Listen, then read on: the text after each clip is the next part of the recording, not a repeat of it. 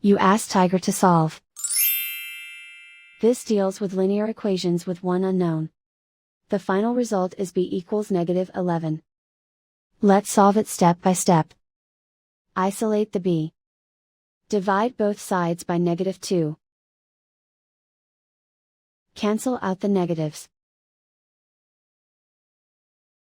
Simplify the fraction. Move the negative sign from the denominator to the numerator. Find the greatest common factor of the numerator and denominator. Factor out and cancel the greatest common factor. And so the final result is b equals -11.